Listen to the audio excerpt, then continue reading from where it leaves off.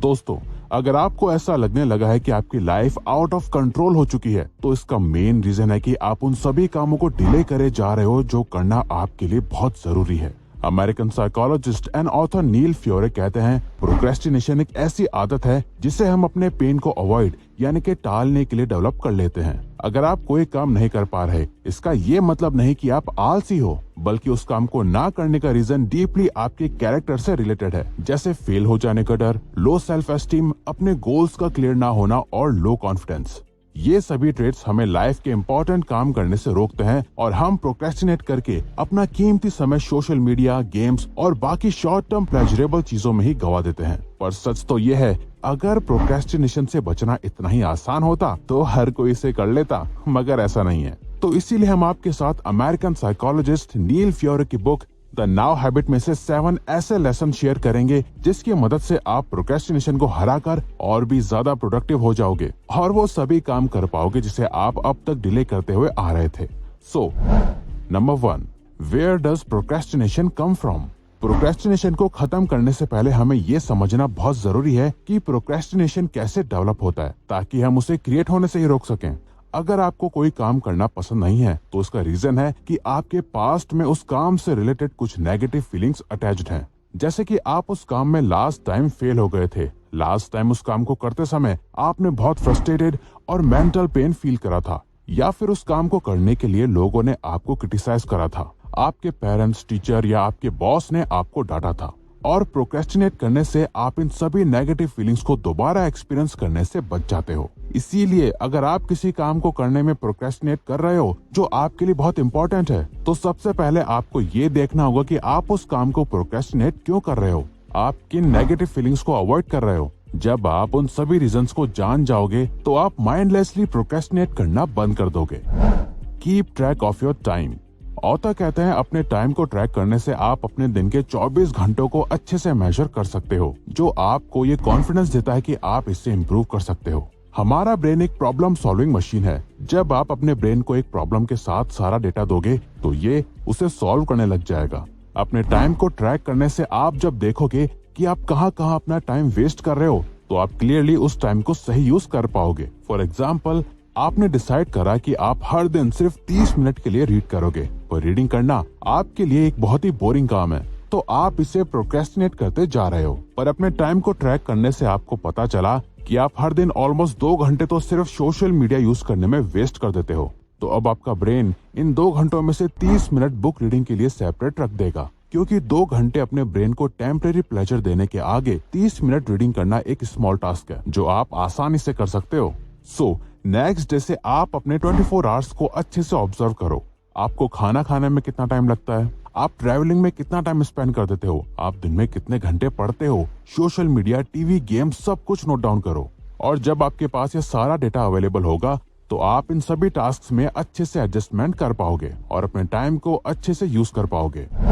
Change how you talk to yourself. Procrastination की habit आपके internal thought से connected है। जब भी हम किसी इंपॉर्टेंट टास्क को छोड़कर अपना फोन चेक करने लगते हैं, उससे पहले हम खुद से कई सारी बातें बोलते हैं जो हमारे ब्रेन को ये एक्शन लेने पर मजबूर करता है। फॉर एग्जाम्पल, आप पढ़ाई कर रहे हो, आप एक प्रॉब्लम पर आकर अटक गए हो जिसे आप सॉल्व नहीं कर पा रहे, या आप पढ़ते पढ़ते बोर होते जा रहे हो। ऐसे टाइम पर आप खुद से कहते हो कि ये टास्क बहुत ही बोरिंग और फ्रस्ट्रेटेड है, ये मैं नहीं कर सकता, इससे मुझे बहुत मेंटल पेन हो रहा है जिसे मैं अवॉइड करना चाहता हूँ। और इसके सोल्यूशन में आपका ब्रेन आपको अपने फोन की याद दिलाता है और आप अपने फोन को लेकर टाइम पास करने बैठ जाते हो। ऑथर नील फ्योरे इस बात पर बहुत फोकस करते हैं कि वो खुद से क्या बात कर रहे हैं, क्योंकि जो भी हम खुद को कहते हैं, हमारा ब्रेन उसे एक्सेप्ट कर लेता है और उसी बेसिस पर एक्शंस लेने लगता है। इसीलिए प्रोक्रेस्टिनेशन से बचने के लिए ये देखो कि आप खुद से क्या बात कर रहे हो और उसे चेंज करो। फॉर एग्जाम्पल, अगर आप खुद से कहते हो ये काम बहुत मुश्किल है, मैं ये नहीं कर सकता, इसे चेंज करो और कहो ये काम बहुत मुश्किल है पर मैं इसे कर सकता हूँ।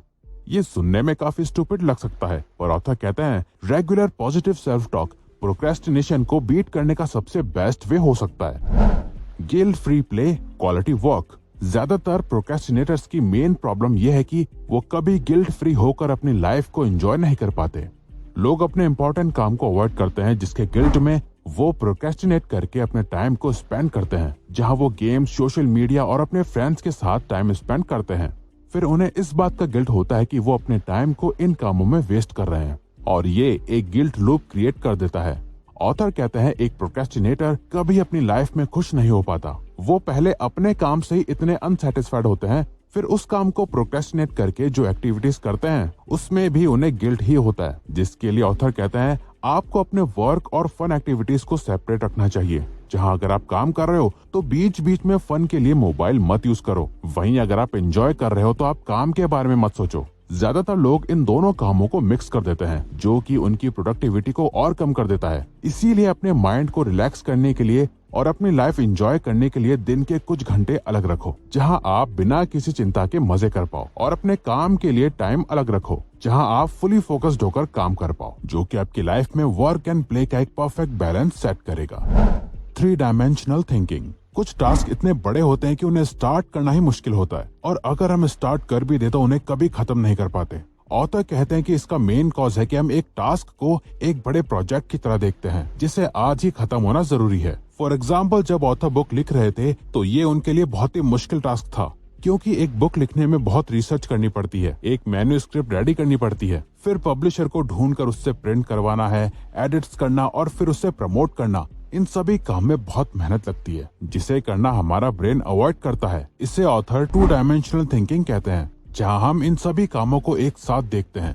पर 3 डायमेंशनल थिंकिंग में हम एक बड़े प्रोजेक्ट को छोटे छोटे टास्क में डिवाइड कर देते हैं और उसे कंप्लीट करने की एक टाइमलाइन क्रिएट कर देते हैं, जहां आपको अब ये प्रोजेक्ट एक बड़ा और डरावना नहीं लगता, जिसे आपका ब्रेन अवॉइड कर रहा था, बल्कि अब ये आपके लिए एक छोटा टास्क है जिसे आपको हर दिन करना है। तो अपने एक बड़े काम को छोटे छोटे काम में डिवाइड करो, जिससे आप उसे आसानी से कंप्लीट कर पाओ। The unscheduled. जब भी लोग अपनी प्रोक्रेस्टिनेशन की आदत को चेंज करने का सोचते हैं और डिसाइड करते हैं कि वो अपने सारे पेंडिंग काम को फिनिश कर देंगे, जिसके लिए वो अपना एक शेड्यूल तैयार करते हैं, जहां वो उस शेड्यूल में अपने सारे काम को ऐड कर देते हैं, जो पेपर पर तो बहुत प्रोडक्टिव लगता है, पर ऑथर कहते हैं कि ये प्रैक्टिकली पॉसिबल नहीं है। हम प्रोक्रेस्टिनेट इसलिए करते हैं क्योंकि हमें काम करना पसंद नहीं, और जब आप अपने टाइम मैनेजमेंट शेड्यूल को बहुत सारे काम से भर देते हो तो आपका ब्रेन इतने सारे काम को देखकर और भी ज्यादा थक जाता है। इसीलिए ज्यादातर लोग कभी अपने डेली शेड्यूल को फॉलो नहीं कर पाते, जिसके लिए ऑथर हमें अपने काम को अनशेड्यूल करना सिखाते हैं, जहां आपको अपने डेली टाइम रूटीन को ऐसे सेट करना है जहां आप अपनी सारी बेसिक एक्टिविटीज को लिखते हो, जैसे ट्रैवलिंग, खाना, स्लीप एटसेट्रा, और अपनी सारी फन एक्टिविटीज जैसे दोस्तों और फैमिली के साथ टाइम स्पेंड करना, अपना फेवरेट टीवी शो देखना, गेम्स एटसेट्रा के लिए टाइम सेट करते हो। ये आपके लिए एक रिवर्स साइकोलॉजी की तरह काम करेगा। जब आपके ब्रेन को अपने डेली शेड्यूल में कोई काम नहीं दिखेगा तो वो उस काम को बिना किसी एफर्ट के फॉलो करेगा, और जो स्पेस खाली रह जाएगा आप वहाँ अपने क्वालिटी वर्क में टाइम दोगे। आप देखोगे कि आपके पास 24 में से कुछ घंटे हैं जिनका आप अपने इम्पोर्टेंट काम के लिए यूज कर सकते हो। Prepare for setbacks.